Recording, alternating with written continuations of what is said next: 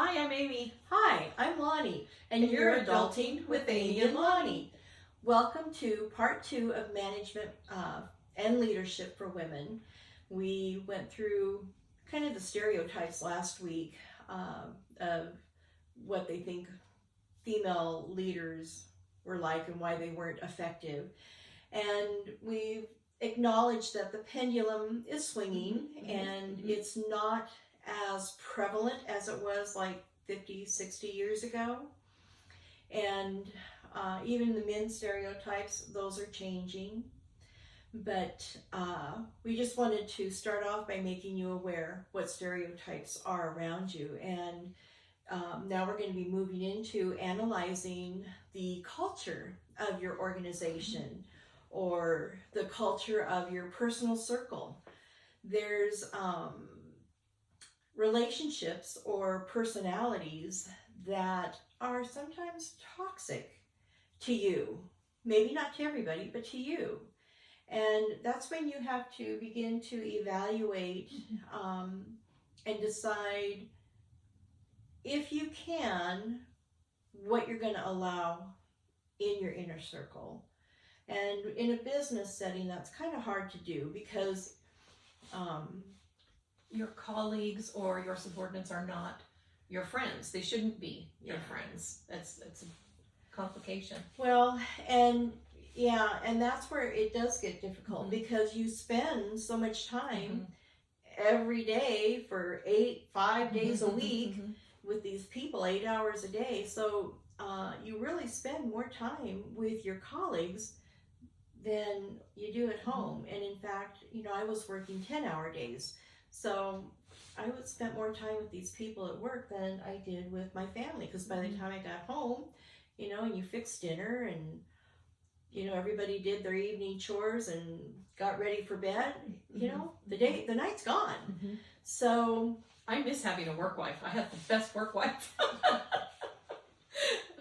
She was wonderful. Oh, yeah. But yes, analyzing the culture of the organization that you're working with, and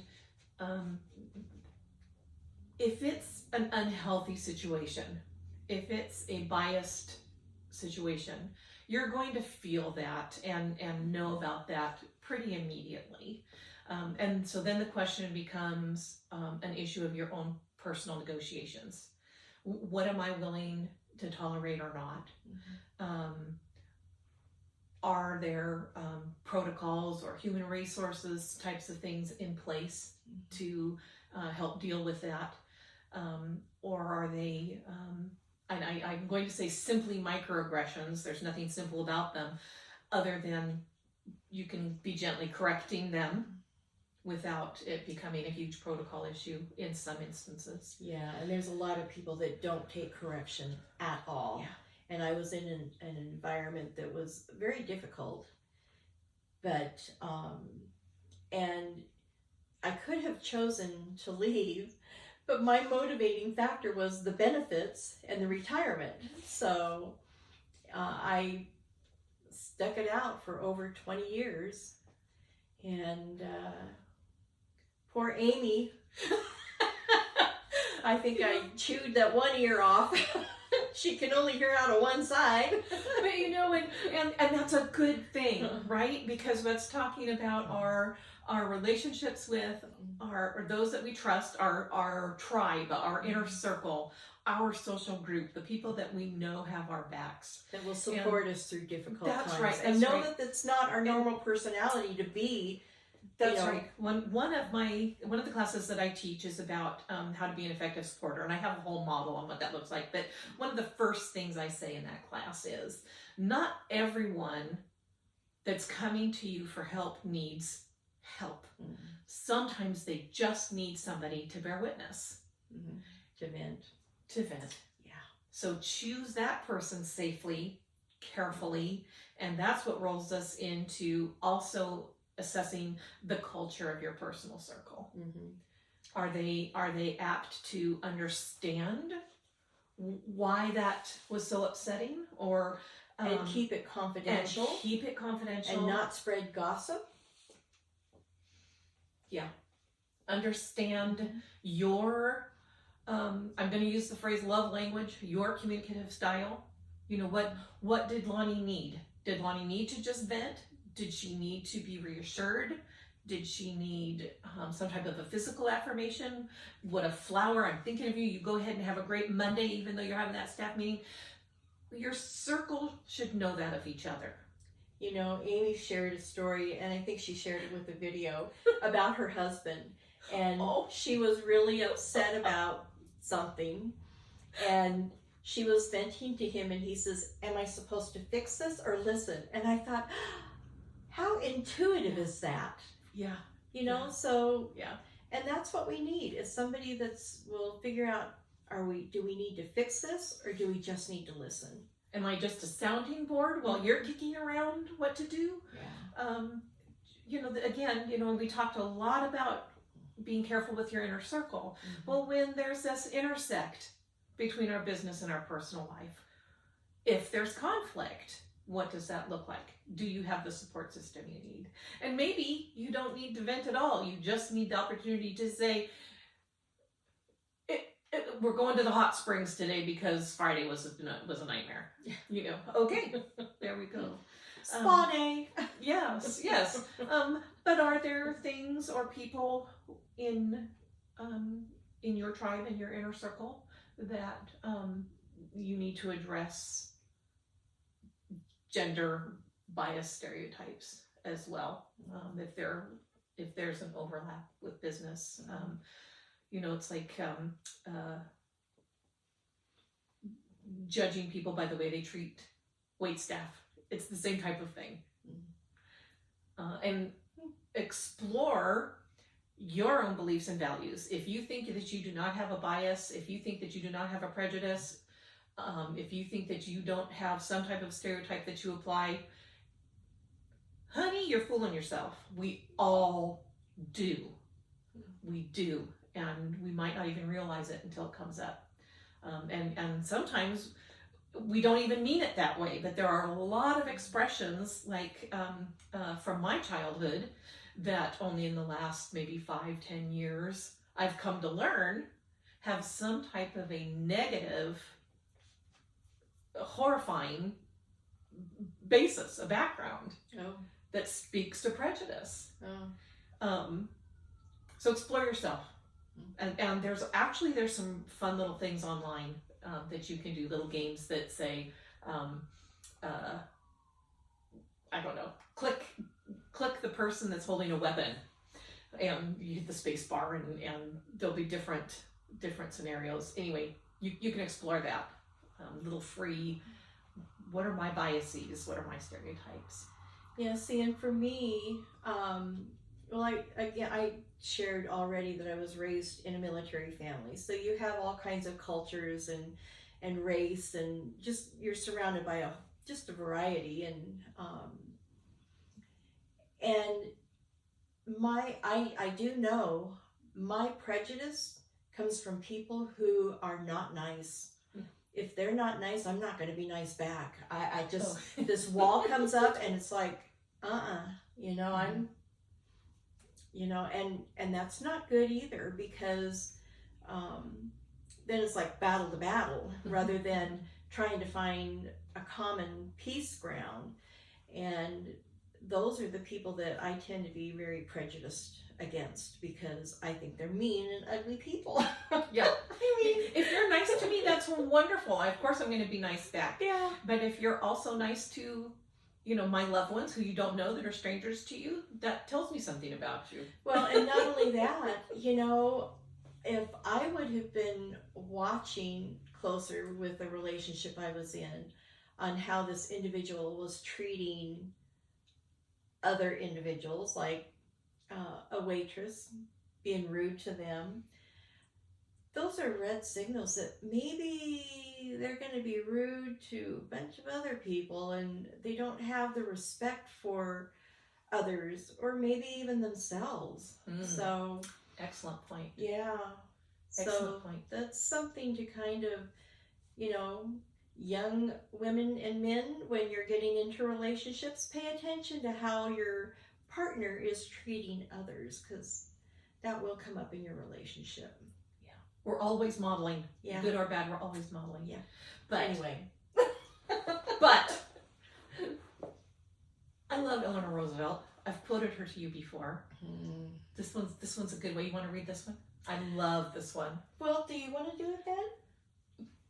No one can make you feel inferior without your consent.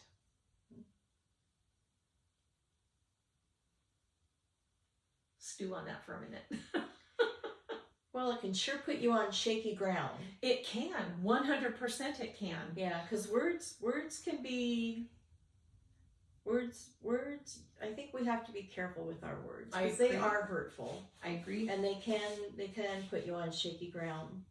But, as Amy was saying, you have to go back and stop and think about, wait a minute, who I really am. That's right. And what I really represent.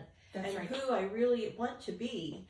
So this person's way off base. That's it. That's exactly what it comes back around to. Okay, I'm going to take a minute. That gave me pause. Am I my authentic, adaptable self? That's kind of a yes or no. Was I myself in that situation? Or is there maybe something maybe there is a takeaway? That doesn't mean I'm inferior. I'm going to continue to strive to be confident in what I know I'm bringing to the table. At work, with my family, with my friends, with my kids, and with myself. That's the biggie.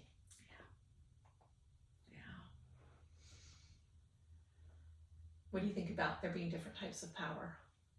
Oh, well, there is an informal and there is a formal power. And the formal power comes from the position, your title, how the organization is structured. You have hierarchy and protocols. Informal comes more from your relationships, your reputation, your interactions, and I don't know. Is there anything else you want to add to that? No, I think that you summed it perfectly. Okay. Formal power is exactly what it sounds like. Yeah.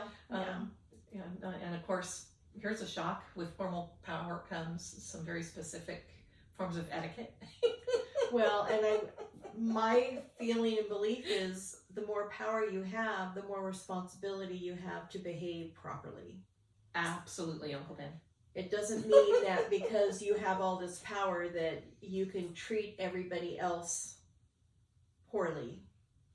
And I see that with a lot of people. They get in a position of power and all of a sudden it goes to their head and then they're just really rude to people they were friends with. Yeah. And I never could understand that. So, if you're in if you're in a job where you get promoted above your friends, there could be a change in relationships because now you're their boss and they're trying to figure out that ground. How do you be a boss to someone you were a friend with? And I've been through that, and that was challenging. And it takes a while, but then as they begin to see your leadership style, then they begin to respect you. And this is what we're talking about, the leadership. But yeah. And there are ways to think out of the box with your leadership style. One of the things I think of is my kid's dad's mom, my late ex-mother-in-law, was a Montessori instructor, worked her way up in power and became the director of the entire program, the equivalent of the principal. Yeah. And it was her belief that the children were never sent to the principal for any type of disciplinary or punitive types of interaction, that stayed with whoever needed to call out the behavior, the instructor or the yard duty or whatever. The kids that came to the office were coming to the office to be praised, and they all knew that. Send Lonnie Sheridan to the principal's office, please.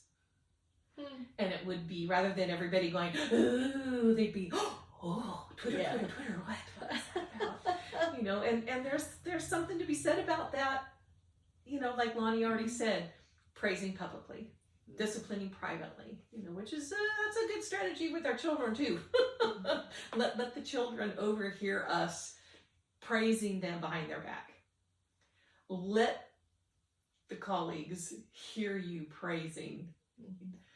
I have to tell you, Lonnie gave the best meeting.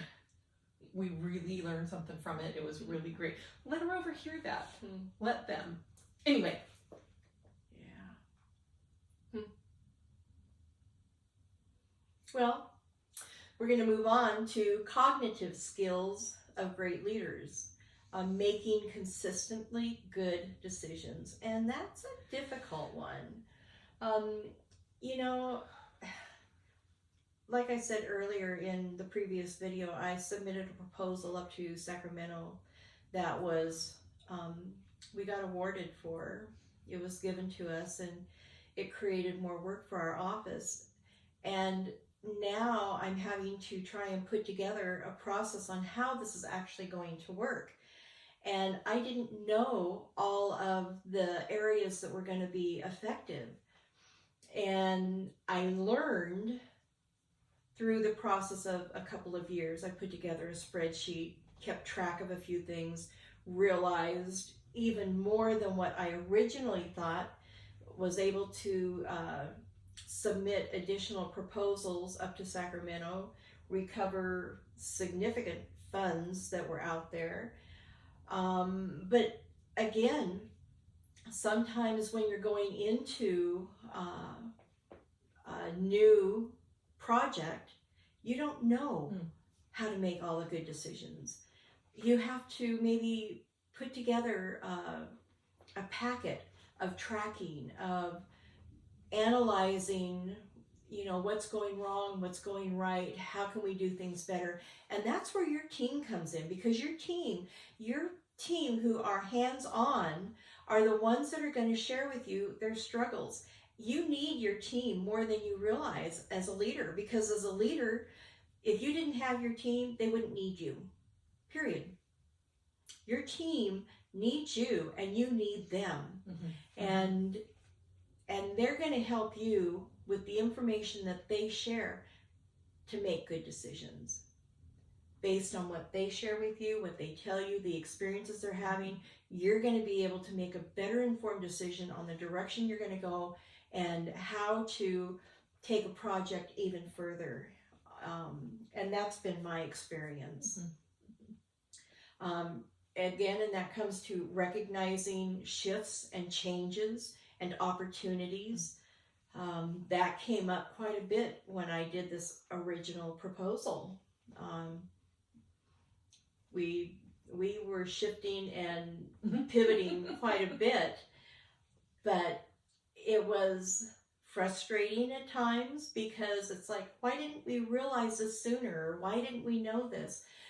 But again, if you haven't been there, how would you know?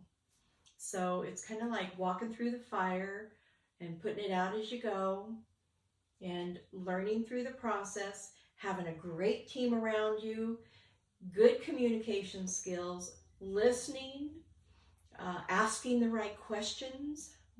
Those are really important.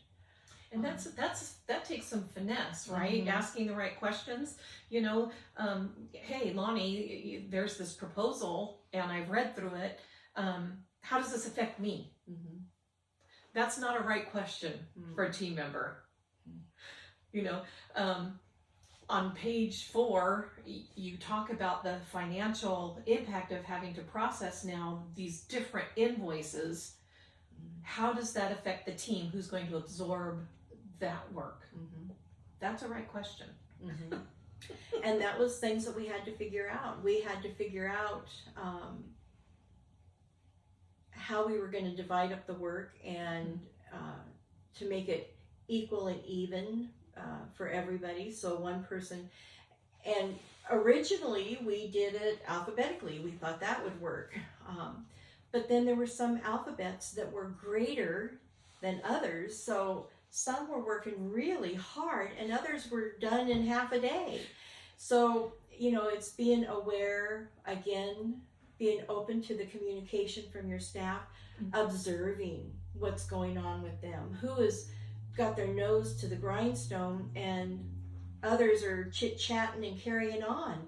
So if you have somebody who's chit-chatting and somebody who's constantly working, there's an imbalance. I mean, that's pretty obvious.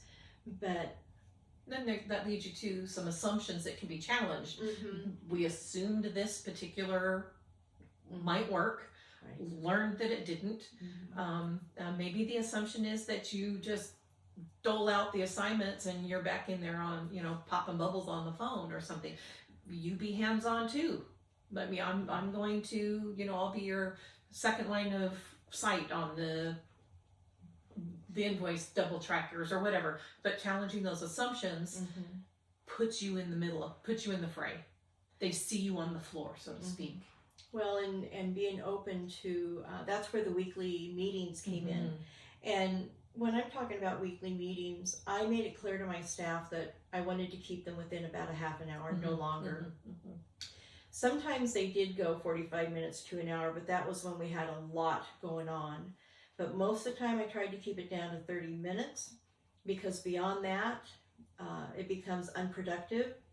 They're getting behind in work, they're getting anxious, and I think that 30 minutes for a staff meeting is sufficient. And they were very productive. We really did accomplish quite a bit. I was really proud of my team. I was really proud of my team. There's a couple jobs I wish Lonnie had been my manager. She also bribes with baked goods. Oh, yeah. I like to bake and cook, and so I would, on a regular basis, I would make some treats and take them into my staff because I wanted them to know how much I really appreciated their hard work, their honest input. I valued them. I wanted them to know how much I really valued them. Say your thank yous. Yes, and they got thank you notes. At the holidays, I would make personal little gifts with, I don't know, treats of one sort, or it could be little notepads or little calendars, Again, it was really important to me that they know how much they meant to me. So, anyway. And then you're going to run into people who know how to push and people know how to pull. Which means you need to know how to pull and push. Yeah. Well, in a way that makes sense, that's appropriate.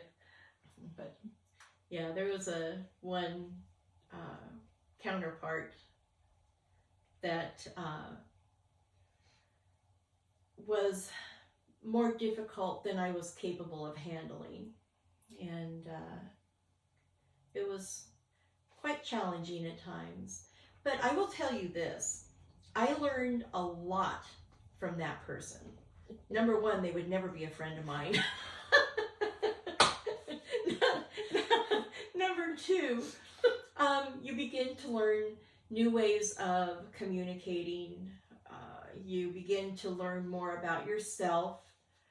You start checking in with yourself on, why am I feeling like this? Where is this coming from? What can I do to keep it in a more positive light? And this one person was just a miserable person all the way around. And unfortunately, there was no positive, even within her own team. It was just, it was heartbreaking, really, to be honest with you. And I don't know how you would get through to somebody like that. Because people are people, right? We have that in our own lives. We have that in our own families. There are some challenges that just can't be overcome. They need to be a closed door in some way. But, and understanding the unintended consequences of those types of decisions too. Yeah. Anyway, so being your authentic self. You hear this from us often. I feel as if your authenticity and your self-care are my soapbox. Would that be a fair statement? Yes, Okay. that would be a fair statement. Yes. You don't have to lose your authenticity, be that your femininity or your humor. You don't have to lose your authenticity to be in leadership or management. You just need to be savvy about how you express it. That is very true. You don't want, talk about sense of humor. There is some sense of humor that is inappropriate in a work environment. And so you have to be aware, as Amy was saying, what is appropriate and what isn't. A sense of humor is always good in a work environment. It kind of keeps things lively and fun, and people enjoy coming to work. But if you take it to a more offensive or down the wrong road, it can become problematic. So you have to be very careful. Yeah. Nothing political, nothing sexual, nothing about gender. There was another one. Religion and money. Yeah. What's left? Taboo topics. Yeah, sorry. You look beautiful in this blouse. I wouldn't be able to wear it. I would be staring at myself all day. The pattern would distract me. I would distract myself all day, but you look beautiful in that. There's nothing offensive in that, right? I have not offended Lonnie, and I've poked a little fun at myself. Self-deprecating humor is okay. Again, being savvy. You don't want to denigrate yourself. Yeah, I was going to say, be careful on the self-deprecation humor. Yeah. And being alert.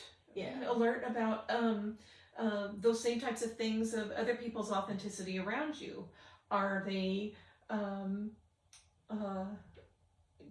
new to some type of a transition or a new expression of themselves in some way, and maybe religiously or whatever that might look like, and they're sort of beating everybody up around them with it? Recognize that that's kind of happening, and find a way to you don't want to squash them expressing their authenticity, but we do want to squash something that's going to make other people uncomfortable, right? We don't need to or offensive. Yeah. And that we talked about this, really being firm but not pushy. Well, and when I was a supervisor over my unit, I would put together a weekly little newsletter, and I would get a lot of my little stories or jokes or comments from it was a newsletter called Inspire, I think it was, and they had some great stuff in there, and I would always try to do that to keep my team inspired, to keep I wanted to keep them happy. And in fact, the word got out, and then other people were wanting to be on the email list. By the time I left, I can't even tell you how many people in Sacramento and down in Rancho Cucamonga and all over the place that were wanting to be part of this newsletter. And it was fun to put together for me, and I actually had to do it on my own time because I didn't have time at work. But it was worth it because it made the team feel valued. Again, going back to that, making people feel valued. You're going to get a whole lot more from them. And that is, I think, key to any leadership. Yeah, I agree. And there was a ripple effect with that. Lonnie would also text a few of us the inspiration, the little inspiring sort of word of the day, whatever that was. And I know that I, in turn, would then share it with other people. So there's a ripple effect in being your authentic self, even if it's in leadership, whatever that motivational aspect might be. You're modeling. You're modeling. Yeah. And Lonnie did touch upon this already, and that's about changing your thinking about relationships. That there's in an oversimplified way, I have a relationship with my mom, and we behave a certain way with each other. It's wonderful. We're close. She's fabulous. She's our loudest silent cheerleader. My relationship with Lonnie. Thanks, Mom.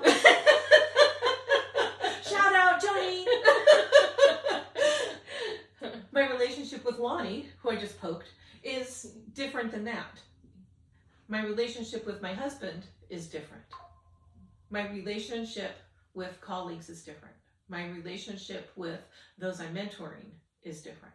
It's the same type of thing. You have to change your thinking about your relationships. I am one who wants everybody around me to feel good. If there's a way to dodge a conflict when I see it coming, I will do it. I'm not a fan of just wading through, but doggone it, if I've got to, my axe is bigger than yours. But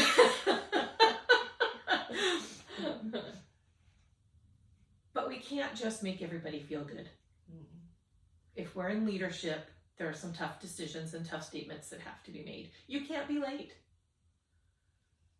You missed that deadline. I'm not going to speak the same way to my granddaughter about missing her essay deadline. If she's telling me she's missed that deadline, I'm going to, well, drat, what does that do to your grade? There's a consequence already that somebody else is dealing with. I'm just supporting her. It's different if I'm relying on Lonnie to get some stuff edited and posted and she didn't do it. Well, why didn't she do it? I'm going to check in. Are you okay? Because that wouldn't be like Lonnie. Are you okay? Is there something you need? Do we need to split this load differently? What do we, how do I help you to be more successful in this particular business arena? What does that look like? And, twice is a pattern, not a mistake. Yeah. And maybe it's time to make some choices, some tough choices. Well, and there's a saying, once, it's a shame. Twice, shame on you. Third time, shame on me. Yeah. But in leadership, you have to discipline sometimes. And the one thing I always, when I had to discipline my staff, I made sure that they understood I have to answer to somebody too. And what they do, I am responsible for. And whatever they don't do, I am responsible for. And then I'm the one that's getting reprimanded by higher up.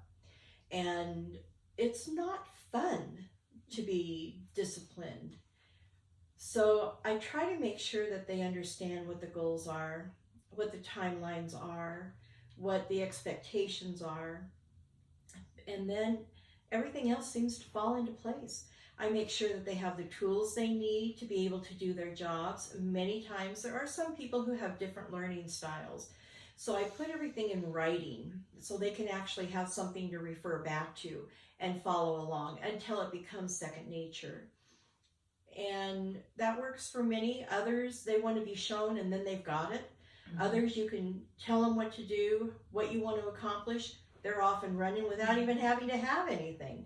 So it's being aware of those different learning styles and being able to accommodate each one of them so that they can succeed, feel good about themselves, get their jobs done efficiently and effectively.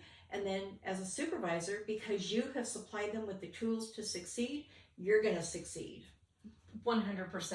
And again, if you're in that type of a position, there are many resources online through Amazon on adult learning theories and how to incorporate all of them in a single presentation. And so I do recommend you explore some of those types of things. Yeah. Hopping backwards a little bit to what if I'm a woman in management or leadership or mentorship that is experiencing some pushback from possibly men also in leadership. And some of those tools is, continue to present yourself like a leader. Claim your airtime. There are people who will talk over the top of other people because they are not just inconsiderate, but feel as if what they have to say is of more value, or they want to say it first. So, and I've been in those situations in a conference room and trying to get a point across that nobody was picking up on. There was an individual that kept cutting me out, cutting me out, cutting me out. So I just stood up and walked across towards the front of the room, which then demanded attention to what is she doing. And then I presented what it is I wanted to say. And then the light bulb started going off. And I didn't do it in a rude, effective, I didn't get up and storm across the room or anything. I just quietly got up, let the person that was not letting me speak continue on. When I got to the front of the room, it's like, what's going on here? Switch the status quo and claimed your airtime. Exactly. And then I presented it, and it was well received. But again, I don't do that because I'm trying to say something just arbitrarily.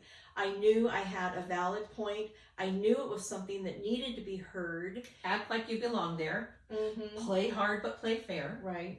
More tips. Mm-hmm. And that's such an excellent example. Yeah. It was effective. It was very effective. I wish I'd been there. She kept, and a lot of times when I would vent with her, she said, "Oh, I want to be a fly on the wall." Yes. I want to be a fly on the wall. I want with the pom-poms, the little mini pom-poms. Anyway. And we talked about some different sources of conflict already, and things that, avoid conversations about politics, but they may be reflected anyway in meetings. That can happen. The politics of the company, personality types. We've talked about that a lot, and preferences, and that could be preference in style of what a meeting looks like. I love a PowerPoint with a handout. I like to be standing there so I can talk, I can interact, they can scribble, they can read, they can do. Everybody's doing something, or they have the ability to, or just sit and listen. What's going to work for them? Right. That is my preference. I worked with an equally effective and efficient supervisor who was very streamlined.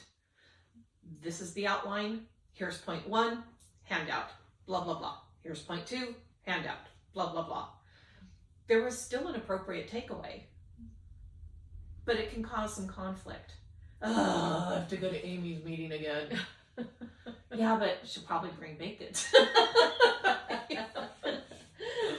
And then, of course, if there is a conflict in a meeting, what are our typical responses? They're the same as with any conflict-driven response. Fight and flight. Fight or flight. And then the most effective for me was always to say, "I hear what you're saying. Now is not the time. Let's discuss this later." Again, power of the pause. mm-hmm. Very valuable in a whole lot of situations. It is, and it gives you the opportunity in that conflict to mediate, to negotiate, or to, at minimum, mediate that conflict by saying, we're going to address this on Tuesday, blah, blah, blah. Negotiation. Yep. Negotiate, negotiate, negotiate. Be authentic. Yes. Claim your airtime. Yep. And negotiate. Yeah. And don't forget to praise those who are doing the work. You know, they really deserve it. I'm really big on that. Amy talks about self-care a whole lot, and I talk about, praising the people around me. We all need it. We all need Say it. your thank yous and your I love yous in whatever format is possible. Yeah. So this is where we're going to end part 2. And we'll see you next week with the third and I think final installment of Women in Leadership. And so till next week, have a fabulous week. Be well. Bye. Bye.